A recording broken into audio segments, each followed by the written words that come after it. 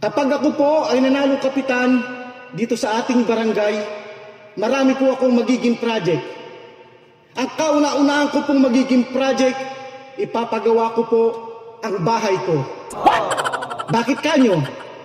Para naman kapag binisita nyo ko sa aming tahanan, maganda at presentable. Hindi po ba?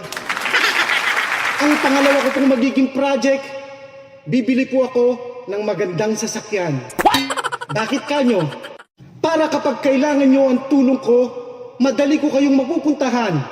Hindi na po maglalakad ang inyong kapitan. Ang pangatlo ko pong magiging project, bibili po ako ng bagong cellphone. Yung latest po, iPhone 15 Pro Max. Bakit kanyo? Para kapag ako'y tinawagan nyo or kaya'y tinext, madali ko po kayong ma-replyan o masagot dahil latest po ang cellphone ng inyong kapitan. At ang pang-apat ko pong magiging project, ipapagawa ko po ang ngipin ko.